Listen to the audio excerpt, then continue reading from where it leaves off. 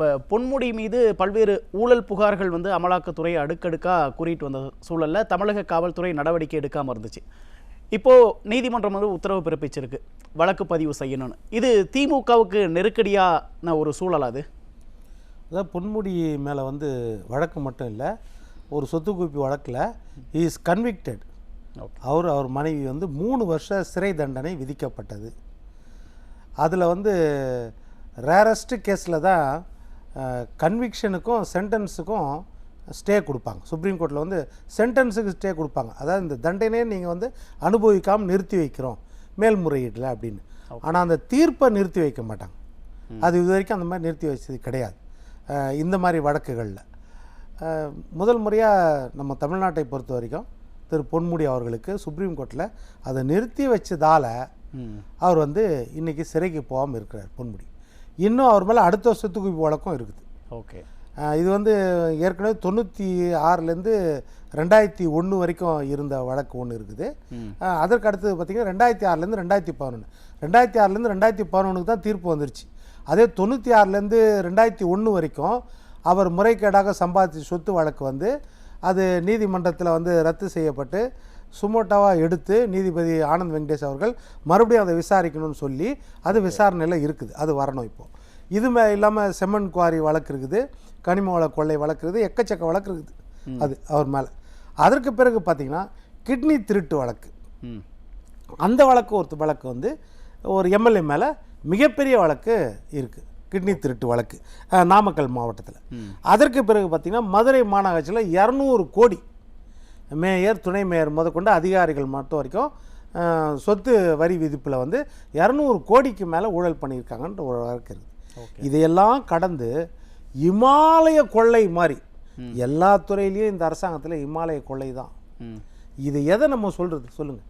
இப்போ 2G எல்லாம் சாதாரணமாக போயிடுச்சு, அதெல்லாம் ஒன்றுமே இல்லை. அது தேசிய அளவில் தேச அளவில் வந்து நடந்த அந்த ஒரு ஊழல். ஆனால் இது மாநிலத்தில் அதை விட மிஞ்சிச்சு.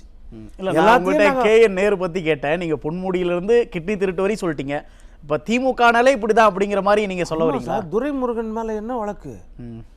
4830 கோடி வந்து அரசாங்கத்திற்கு வர வேண்டிய வரி வருமானம் வரல, கனிம வள கொள்ளை. இதில் சேட்டலைட்லேருந்து பார்த்து அதை சுரங்கத்தில் எப்படி நீங்கள் தோன்றீங்க, மலைகளை எல்லாம் எப்படி குடையிறீங்க அப்படின்னு அது கணக்கெடுத்தால் 3 மீட்டர் அனுமதி கொடுத்த இடத்துல 30 மீட்டர் ஆழமாக தோண்டிருக்கிறீங்க. ஓகே, 30 மீட்டர் நீளம் தோன்ற இடத்துல நீங்கள் 300 மீட்டர் நீளம் தோன்றீங்க. அவ்வளவே குழந்தை அடிச்சிடுறீங்க. அப்போது இதெல்லாம் என்ன கணக்குன்னு கொடுத்தா அதற்கு நீங்கள் சுப்ரீம் கோர்ட் வரைக்கும் போகிறீங்க, அப்புறம் அதிகாரிகளை பார்க்குறீங்க, எல்லாம் பார்த்து அதை தாமதப்படுத்துறீங்க அந்த வழக்கு. அதுமாதிரி செந்தில் பாலாஜி வழக்கு எடுத்தவங்க எவ்வளோ வழக்கு, ஆயிரக்கணக்கான அப்பாவி டிரைவர் கண்டக்டர் அவங்கக்கிட்ட காசு வாங்கின வழக்கு இன்னைக்கு வரைக்கும் எந்த அளவுக்கு இழுத்தடிச்சிருக்காங்க. இது இப்போ தான் KN நேரு வழக்கு. இப்போ KN நேரு எடுத்துக்கிட்டிங்கன்னா அவர் துறையில் மட்டுமே 2300 கோடிக்கு ஊழல். ஓகே, அதை அமலாக்கத்துறை மத்திய புலனாய்வுத்துறை அவங்களுக்கே ஒரு ஆர்டிக்கல்லையே வந்து அவங்களுடைய சட்டத்திட்டங்களே இருக்குது. 66(2) PMLA ஆக்ட் பிரகாரம் பார்த்தா உங்களுக்கு ஒரு எவிடன்ஸ் எல்லாம் கிடச்சிதுன்னா, வேறு ஒரு விசாரணைக்கு போகும்போது எவிடன்ஸ் எல்லாம் கிடச்சிதுன்னா சம்மந்தப்பட்ட துறைக்கு நீங்கள் கொடுக்கணும், அந்த துறை இதை வச்சு நடவடிக்கை எடுக்கணும் அப்படின்னு அந்த ஆக்டில் இருக்குது. அதன் பிரகாரம் அவங்க கொடுக்குறாங்க. என்ன கொடுக்குறாங்க? 888 கோடி வந்து வெறும் 258 போஸ்டிங்க்கு. இவருடைய municipal administration water supply post KN Nehru துறை. KN நேரு ஐயாவை பார்த்தா சாந்தமாக இருப்பார், எல்லார்கிட்டையும் நல்லா பேசுகிற மாதிரி பேசுவார் அப்படி. ஆனால் பார்த்தீங்கன்னா இந்த அளவுக்கு வந்து 25 லட்சத்துலேருந்து 35 லட்சம் லஞ்சம். JE போஸ்ட்டு, AE போஸ்ட்டு, இந்த போஸ்ட்டுக்கு எல்லாமே வந்து 2538 போஸ்ட்டுக்கு எழுதினவங்க எத்தனை பேர் தெரியுமா? 2 லட்சம் பேர் அதுக்கு மனு தாக்கல் பண்ணி எழுதினாங்க. இல்லை சார், இப்போ இவ்வளோ குற்றச்சாட்டுகள் இருக்குதா, ஆதாரங்கள்லாம் இருக்குதா? இப்போ நீதிமன்றம் வந்து வழக்கு பதிவு செய்யலான்னு சொல்லியிருக்குல்ல, இதை நம்ம எப்படி பார்க்கலாம்? இது திமுகவுக்கு பின்னடைவாக இருக்குமா? பின்னடைவில் மிகப்பெரிய தோல்வி, மிகப்பெரிய தோல்வி தான். ஏன்னா மக்கள் பார்த்துட்டு இருக்காங்க, இதை அத்தனை பேரும் பார்க்குறாங்க. ஒரு அமலாக்கத்துறை கிட்டத்தட்ட 258 பக்க அறிக்கையை 2வது முறையாக கொடுக்குது. முதல் தடவை 888 கோடிக்கு வந்து எப்போ அக்டோபர் மாதம் 2025 கொடுத்தாச்சு. கொண்டு போய் யார்கிட்ட கொடுக்குறாங்க? டிஜிபி உச்சபட்ச காவல்துறை அதிகாரி பொறுப்பு டிஜிபி அவர்கிட்ட ஐயா இதை பாருங்கள் ஏகப்பட்ட டாக்குமெண்ட் இருக்குது, நாங்கள் ரெய்டுக்கு போனால் எங்களுக்கு தோண்ட ரகசிய தோண்ட போது வந்துடுற மாதிரி அவ்வளோ வந்துட்டே இருக்குது எங்களுக்கு டாக்குமெண்ட்ஸு. இதை பாருங்கள், அதாவது ஃபோன் ட்ராப்பிங்கில் இருக்குது, வாட்ஸ்அப் ட்ராப்பிங்கில் இருக்குது, ஹவாலா ட்ராப்பிங்கில் இருக்குது, டிஜிட்டல் டிரான்சாக்ஷனில் இருக்குது. அப்படியே உள்ளங்கை நெல்லிக்கனி மாதிரி ஓப்பனாக காட்டுறோம் நாங்கள். லஞ்சம் எப்படி வாங்கி குவிச்சிருக்கிறாங்க, ஊழல் எப்படி பண்ணியிருக்காங்க. இதை வச்சு நீங்கள் எஃப்ஐஆர் போட்டு நடவடிக்கை எடுத்தால் தான் இந்த ப்ரிடிகேட்டரி அஃபென்ஸ் இருந்தால்தான் இடி உள்ளே வர முடியும். இடி வந்து இண்டிபெண்டாக வர முடியும். இடிக்கு எல்லாம் தெரியுது எவ்வளோ பெரிய பண பரிவர்த்தனை மோசடி பண்ணியிருக்காங்க. ஒரே ஒரு டிரான்சாக்ஷன் துபாய்க்கு ஒரு அமௌண்ட்டு போகுது 28.3 கோடி. ஒரு சிங்கிள் டிரான்சாக்ஷன் 28.3 கோடி. ஓகே, இந்த 5 வருஷத்தில் கேஎன் நேரு துறையில் மட்டும் நடந்திருக்கிற பரிவர்த்தனை எவ்வளோ தெரியுமா? அந்த திட்டங்கள் மதிப்பீடு 1,18,000 கோடி திட்டங்கள் போட்டிருக்காங்க. நீங்கள் எவ்வளோ கடன் வாங்கி வச்சுருக்கீங்க? 5 லட்சம் கோடி. யார்? உமேஷ் பேர்லேயே நம்ம பேர்லேயே எல்லார் பேர்லேயும் கடன் வாங்கி வச்சுருக்கீங்க. நீங்கள் இந்த 5 வருஷத்தில் 5 லட்சம் கோடிக்கு மேலே கடன் வாங்கி வச்சாச்சு. அந்த ஒரு டிபார்ட்மெண்ட்டில் மட்டும் வேலை நடந்து எவ்வளோ? 1,18,000 கோடி. அப்போ 1,18,000 கோடினா எந்த அளவுக்கு ஊழல் நடந்திருக்கும்னு பாருங்கள். ஓகே, லட்சக்கணக்கான கோடி ஊழல் நடந்திருக்கும். இது எப்படின்னா அந்த இடி அறிக்கை பெரும்பாலான தொகை வந்து ஊழல்ல தான் சிக்கி இருக்கு. அப்படி இதில் என்னென்ன சொல்கிறாங்க பாருங்க, அவங்க தெளிவாக சொல்கிறாங்க. அதாவது ஒப்பந்ததாரர்கள்ட்ட 7.5% 10% லஞ்சம் வாங்கியிருக்கீங்க. கேஎன் நேரு உதவியாளர்கள் வந்து அவங்க உரையாடலாம் கிட்டத்தட்ட வந்து நூற்றுக்கணக்கான உரையாடல்களை ஸ்க்ரீன்ஷாட்டை எடுத்து கொடுக்குறாங்க. கேஎன் நேரு மட்டும் இல்லை சார், ஆமாம், அரசு அதிகாரிகள், கேஎன் நேருவோட உறவினர்கள் எல்லாரையும் சேர்த்து தான் சொல்லி பாருங்க. அந்த லிஸ்ட்டு என்னன்னா, முதல்ல 3 பேர் அக்யூஸ்ட். 3 பேர் யார் யார்? கவி பிரசாத், ரமேஷ், மணிவண்ணன். மணிவண்ணன் கேஎன் நேருடைய சகோதரர். 3 பேர் அக்யூஸ்ட். அடுத்தது ஃபீல்டு லெவல் அதிகாரிகள், களத்தில் இருக்கிறவர்கள். அவர்கள் யார்? பிரபு, செல்வமணி, யாஸ்மின், அவினாஷ் ரவி. இதுக்கு அடுத்த கட்டம் எழுதுகிறாங்க பாருங்கள். அரசியல்வாதிகள், அரசியல்வாதியோட தொடர்பு உள்ளவர்கள், பொலிட்டீஷியன்ஸ் அண்ட் பொலிட்டிக்கல் கான்டாக்ட்ஸ். யார் யார்? எம்எல்ஏக்களை பாருங்கள். Sudarsana MLA, Ebenezer MLA, Nandakumar MLA, Kalanidhi Arcot Veeraswami மகன் நினைக்கிறேன், கலாநிதி எம்எல்ஏ, ரமேஷ் அண்ணா, ரவி வசந்த் பவன், ரவி அண்ணா 2, அப்புறம் ராமசாமி. இவ்வளவு இருக்காங்களா?